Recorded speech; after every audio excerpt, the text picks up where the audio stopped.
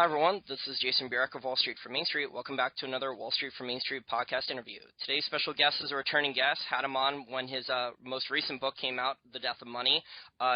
He has two very good best-selling books that I highly recommend, Currency Wars and also The Death of Money. He has over 35 years of experience working on Wall Street as a lawyer and also as an investment banker. Thank you for joining us again, Jim Rickards. Thank you, Jason. Great to be with you. Now, Jim, let's talk about Currency Wars.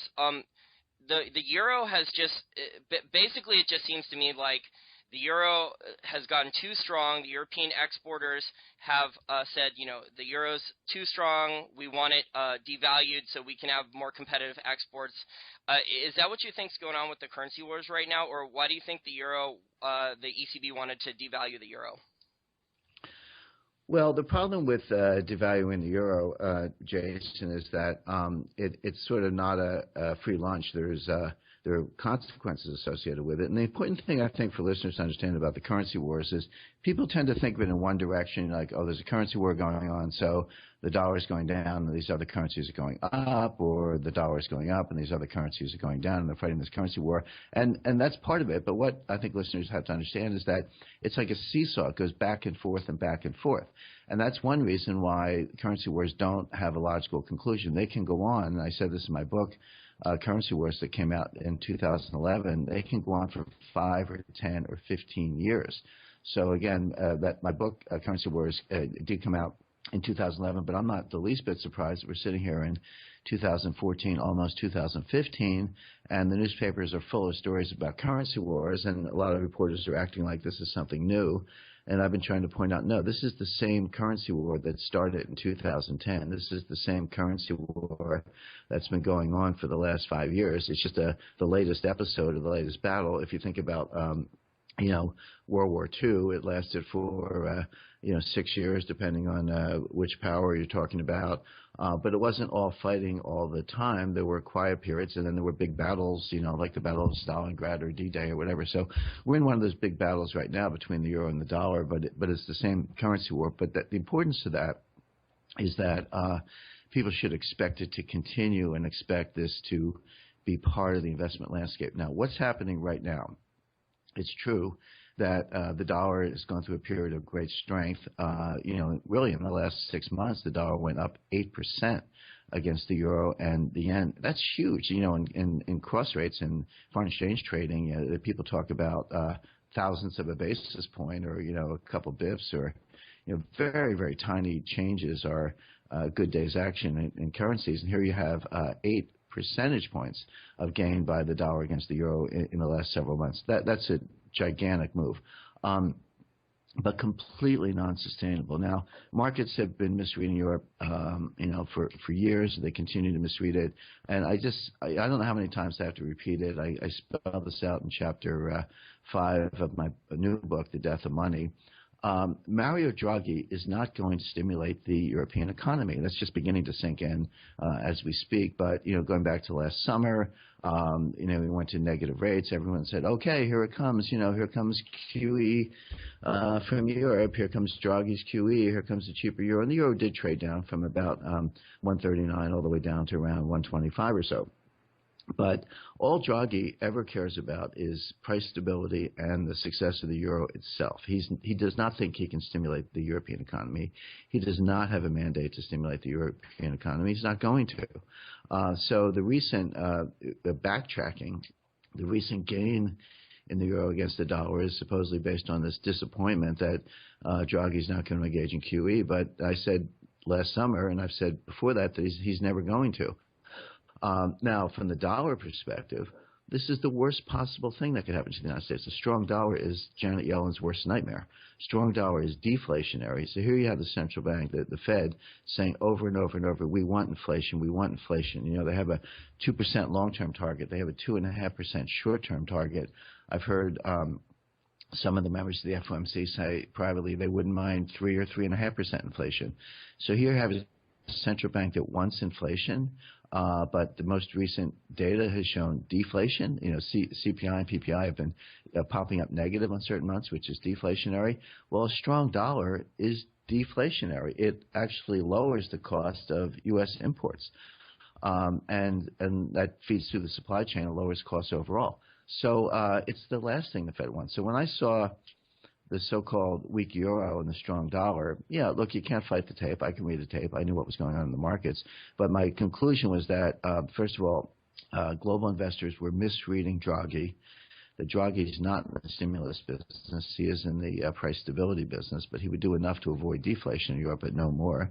And he sort of got some help there by a cheaper euro. And secondly, the U.S. could not tolerate the strong dollar, not for long. Now, what the U.S. did do is we sort of, the people misread the economy. Around mid-year 2014, it looked like the U.S. economy was stronger. Second quarter GDP was strong. It looked like the U.S. might be on a self-sustaining path. Europe was clearly in recession. Japan had fallen off a cliff. The whole world needed a lifeline, and we threw them a lifeline in the form of a stronger dollar. We said, okay, we'll suck it up and deal. We'll bear the total cost of global structural adjustment. We'll allow our currency to appreciate. You guys, Europe and Japan and some other trading partners, Australia, Brazil, others, you can cheapen your currencies and try to get a little stimulus, try to get a little inflation. The problem is that our economy is much weaker than the policymakers thought. That weakness is now becoming very apparent, and we may have thrown them a lifeline, but now we have to pull it in and use the lifeline ourselves. And so I look for look, the taper's going to finish, shortly, but I look for much more dovish FOMC in 2015. There's no way the Fed's going to raise interest rates in 2015. All this talk about, will they raise them in March or raise them in July? They can't raise rates. The U.S. economy is weak. Labor force participation is declining. Real wages are going nowhere. The idea that they're going to raise rates in the face of that data is nonsense, and that data is not getting better. So don't look for a rate increase in 2015. It wouldn't surprise me to see QE4. All of that is very negative for the dollar. That kind of easy money is going to bring the dollar down. Draghi's firm line, Draghi said it publicly that he's not going to do more to stimulate. So I look for all these trades to reverse. So I look for dollar down, euro up, gold up, but not right away. I mean, kind of that'll play out over the next 6 months or so, but it's a reversal of what we've seen over the past 3 months, and it's a continuation of the currency wars. Now, these myopic, rent-seeking Keynesians, they're inflationistas. They prefer inflation to deflation, clearly. We're seeing that now play out in Japan, who's basically been using, Keynesian stimulus longer than anyone else, including the United States. I think we're seeing stagflation in Japan, at least with the people I talk to and with the data. The people I talk to out of Japan who tell me that, their food and their energy bills are going through the roof, but Japan doesn't have their own natural resources, so their input prices are going crazy. You brought up, though, the taper for the U.S., but you also reported that the CIA informed the U.S. that China and Russia were dumping U.S. treasuries, and then that's why the Belgium treasury purchases is occurring, which basically the Belgium treasury, U.S. treasury purchases are the exact amount of the taper, right? So if all these treasuries are being stuffed out of Belgium, is the U.S. really tapering that? Well, tapering has to do with U.S. Central bank purchases of U.S. government securities. The question is, are other people buying them? So maybe call it, friends of the taper or friends of the Fed. I wish the CIA had told the Treasury that. To my knowledge, they didn't. But you didn't need the CIA. You could see it in the public data. You just look at the Treasury tick report. You could see that the Russia, in particular, was dumping U.S. Treasuries beginning last October 2013. That was probably in preparation for moves in Crimea and trying to insulate themselves from U.S. financial sanctions. My concern is not that the data is secret, but that no one's looking. Yeah, I think you can use what we call market or market intelligence price signals that are available to everybody. It's not secret classified information. It's just stuff you can find from, getting a Bloomberg or a price feed. But the question is, are you looking? Do you know how to interpret it? Do you know how to link it to geopolitical events? And that's really the art that I think needs some development still on the part of the U.S. government. But getting back to your main point, Jason, well, look, if the data gets bad enough, the Fed will go back and buy the securities themselves. Now, who's buying through Belgium? Well, clearly it's not the government of Belgium. It's not Belgian dentists and lawyers and doctors. It's some other international actor. Is it the Fed acting through nominees? Is it the ECB? Is it, perhaps China, who doesn't want it to be known what they're doing? And that's all possible. But the fact of the matter is the main player is still the Fed. And there's so much people got so spun up in December 2012 when the Fed started the taper. But what people forget is that the Fed has tapered twice before. The end of QE1 was 100% taper. The end of QE2 was 100% taper. And now that they're ending QE3, that's the third taper. Yes, they did it gradually, not all at once, but it's still a taper. Well, what do we know from QE1 and QE2? What do we know from those tapers? They both failed. When QE1 ended and QE2 ended, the stock market went sideways, down a little bit. The economy hit stall speed, and they had to come back with more. So what we know, we have two data points. What we know about tapering is that tapering fails. So QE3 will also fail. In other words, for the QE3 taper not to fail, compared to QE1 and QE2 taper, something has to have changed. So what's different in the U.S. economy? The answer is nothing's different. In fact, a lot of things have gotten worse. So I would expect QE taper will fail again. The U.S. economy will, if may contract, certainly slowing down, certainly not getting anywhere near the kind of self-sustaining growth we want. We're seeing that in the stock market action. The stock market, remember the stock market threw a tamper. The stock market threw a tantrum at the end of QE2. If you go back to QE2, that was announced it was leaked in August of 2010 at Jackson Hole. It was rolled out officially in November 2010 at the Fed meeting, and it was over in June 2011 when they hit their targets. Well, all of the benefit to the stock market took place on the front end between August and November. If you look at a stock chart, you'll see the market went up very strongly in September and October of 2010, just on the leak. But that's what markets do. They discount the future. Once the Fed said what they were going to do, the market reacted immediately. But by March of 2011, the market was going sideways. The market was saying to the Fed, hey, what else have you got? You've already told us this is over in June 2011. So what else have we got? Well, the Fed didn't have anything else, and so they had to invent Operation Twist, which is really just throwing a bone to the market. Well, now in October 2014, we're seeing this huge daily volatility. We're seeing the stock market draw down. It's another temper tantrum. The market saying to the Fed, what else have you got? You can't taper, you can't back away. The Fed has no exit. They have to keep printing money. They just seem to not learn that lesson. They probably wish they had never started this, but here we are. So my expectation is that markets will go down to stock markets will go down to sideways. It'll become very apparent that the U.S. economy is weak. It will become very apparent that the Fed's not going to raise rates, may even do QE4. And on that news, I would expect the dollar to go down, the euro to go up. And don't be surprised if stocks rally if they announce QE4. I mean, as bad as it is, I think it's lousy policy. I'm not in favor of it personally, but my opinion doesn't matter. What matters is what Janet Yellen thinks. And if they come with QE4 in April or May of next year, stocks could actually go up on that news for the wrong reasons. But it just means more easy money, more leverage, and ultimately a bigger asset bubble and a bigger collapse. But that's sort of down the road. Yeah, the taper tantrum you talked about, it's like the market and Wall Street is like a spoiled child. Once you start giving them candy or money to go buy candy and toys and video games and things like that, and then all of a sudden you try to inflict discipline on them, they're not going to like it very much. But my next question, Jim, is switching gears here, is about China and the SDR. You put a link on your Twitter feed a number of months ago about Chinese People's Bank of China talking about the SDR. Do you think China really wants the SDR, or is the Chinese central bank and the Chinese government divided about whether or not it wants the world reserve currency immediately or it wants to transition to an SDR? Well, China's not even close to having a world reserve currency. They're not prepared for that. They may want it eventually, but again, they don't meet any of the criteria. There's a lot of confusion about the difference between a trade currency and a reserve currency.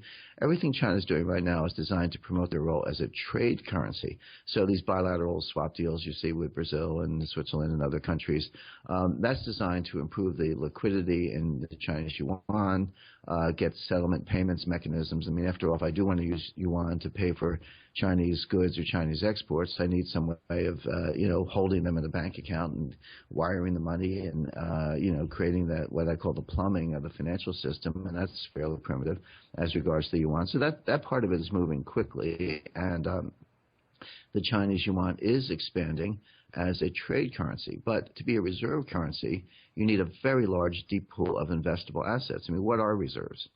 Reserves are just your savings account for a country. So, if you make $100,000 and you spend $90,000 and you have $10,000 left over, and you put it in a bank, or you can buy stocks or invest it somehow, but think of that as your reserves. That's your savings. Well, it's no different with a country. If you run a trade surplus or current account surplus, and you have foreign direct investment, you're going to earn reserves.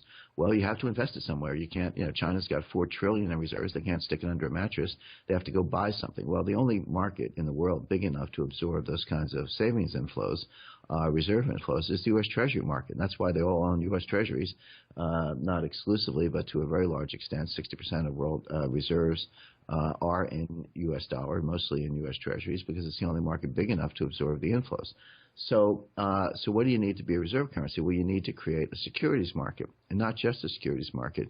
You need to issue bonds, sovereign bonds across all maturities, everything from 30 days to 30 years. You need dealers to make a market in them. You need futures and options to hedge them. You need a repo market to finance them. You need settlement clearance mechanisms. Above all, you need a rule of law so that people can have some assurance that there's recourse in the event of a bankruptcy or in the event of any other contractual breaches. Well, China doesn't have any of that. There's no large Chinese sovereign bond market. There's no large set of dealers in Chinese sovereign bonds. There's no infrastructure for repo or futures or options. And China has no rule of law. So China is not equipped to have a reserve currency whatsoever. 20 years, could they get there? Possibly, but it would take, the better part of 20 years. But here's what China actually is doing. China wants to have their cake and eat it. They want to be a kind of a reserve currency without opening the capital account and building the infrastructure I just described. The way to do that is to say, well, the world reserve currency, the coming reserve currency, the thing that's going to replace the dollar, is the IMF special drawing right. So China is trying to be a reserve currency through the back door by being included in the basket that makes up the SDR. The SDR is the special drawing right. Now, if you look at that basket today, and all this information is available on the IMF website, it's what's in it. Well, it's the dollar, it's the euro, it's the yen, Swiss francs, sterling. There might be a couple other currencies in there, but the point is they're all those sort of traditional hard currencies. The Chinese yuan is not included. But what people don't understand is that the IMF executive board has the ability to change the composition of the basket. They could vote to include the Chinese yuan. And that, by the way, those discussions are taking place as we speak. Right now, the IMF annual meeting is taking place in Washington, and behind closed doors, the Chinese are discussing the mechanism and the timing of including the Chinese yuan in the SDR basket. So that's China's way of being, in effect, a global reserve currency, because once you make the SDR reserve currency and the Chinese yuan is included, it's de facto part of the global reserve without opening up the Chinese capital account to the kind of direct capital inflows in Chinese yuan-denominated bond market that I described. So that's kind of the big picture. Now, the U.S. is standing in the way of that. There's all kinds of pushing and shoving about China demanding more votes at the IMF, the U.S. standing in the way, but the IMF demanding that the U.S. pony up the $100 billion we promised them at the Pittsburgh G20 summit in September 2009. We never honored that obligation. That requires a vote of Congress. There's a lot of opposition from people like Rand Paul, Ted Cruz, and Jeb Hensarling, and other sort of, if not Tea Party members, at least friends of the Tea Party, let's say.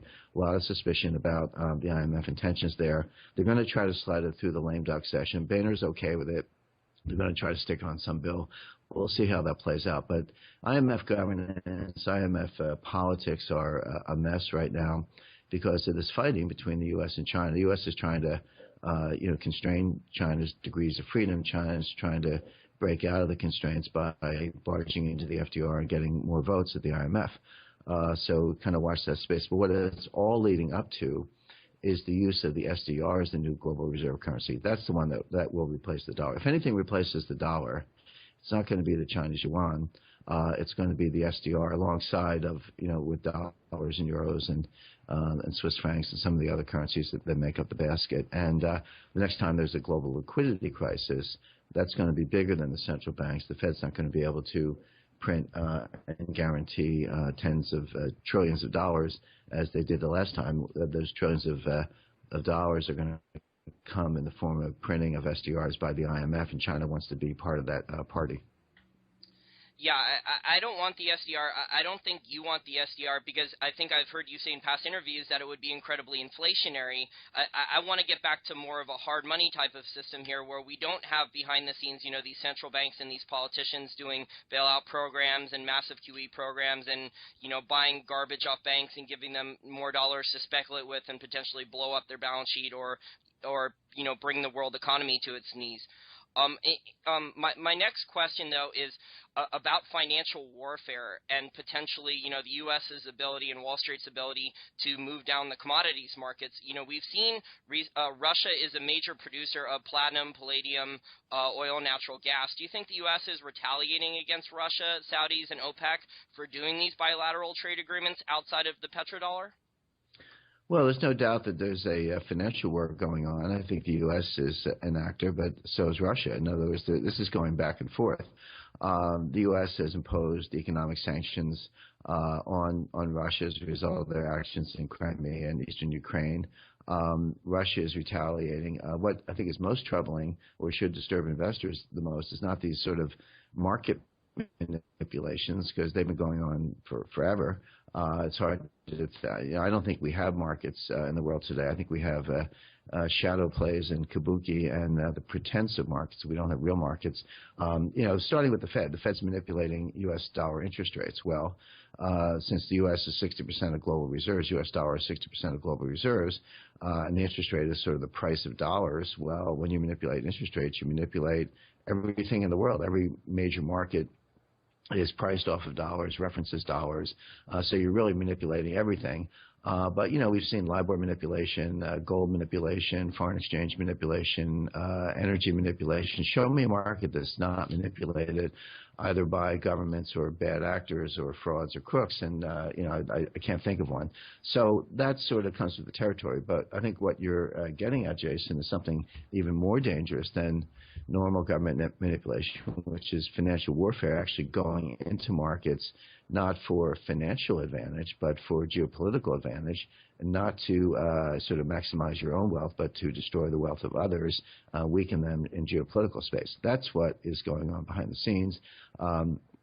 That's what's behind a lot of these cyber attacks. And I think one of the things that concerns me the most, you go back to the Cold War, when we had what was called mutual assured destruction. That was a doctrine that said, the United States had enough missiles to wipe out Russia. It was the Soviet Union at the time, but call it Russia. The U.S. had enough missiles to wipe out Russia. Russia had enough missiles to wipe out the United States. Well, that's a very unstable system because the temptation is to shoot first, wipe out the other guy, and you win. So this led to an arms race. The two countries said, well, let's build more and more and more missiles, so if the other guy shoots first, we'll have enough missiles left over that survive. We can shoot back and wipe them out, and so they won't shoot us in the first place. It's sort of a game theoretic construct, and we call it the two scorpions in the bottle. Pardon me, one scorpion can sting the other, and the victim will die, but the victim has just enough strength left to sting back, and they both die. And so that was what was called mutual assured destruction. Well, now we have mutual assured financial destruction, where as the U.S. throws its weight around, uses the dollar to intimidate geopolitical rivals and trading partners, the capacity of those other countries to strike back is much greater than it was in the past because of what's called asymmetric or unconventional warfare in cyberspace in particular. And the Russians are probably the best in the world at this. The U.S. is pretty good, but Russia is extremely good also. Now, what should trouble investors is the risk of an accident. You go back to the Cold War nuclear warfighting scenarios I just described. The two most famous movies of that era from the 1960s, Failsafe and Dr. Strangelove, both great movies, by the way, shot in black and white, involved nuclear warfare between Russia and the United States, but they both involved either accidents or rogue officers in the chain of command. It was not sort of an intentional, premeditated strike. It was something that went wrong in the system. And when you're fighting cyber warfare in complex systems, the potential for some mid-level person to be loading some code or updating some attack code or installing an attack virus in the operating system of, say, the NASDAQ stock exchange, something that did happen, by the way. It was revealed publicly last summer by Bloomberg Businessweek that there was a Russian attack virus discovered by the FBI and Department of Homeland Security inside the NASDAQ operating system. So that should come as no surprise. But in the course of doing that, does somebody push the wrong button or load the wrong code or do something that accidentally shuts down the markets? And that's entirely possible. And that's a reason for investors to have some of their wealth in non-digital forms. So non-digital wealth would be physical gold, physical silver, fine art, land, things that cannot be wiped out by a digital warfare, things that cannot be frozen or locked in place by the U.S. government. So you do want some of your wealth, not all of it by any means, but some of it in tangible form. So it's been great talking to you, Jason. Really enjoyed the interview, and look forward to doing it again soon. Yes, I definitely look forward to doing it again soon, Jim, and hopefully we can continue to talk about currency wars, financial warfare, and get to ask you some more detailed questions on the gold market on the next interview. Thank you, Jason.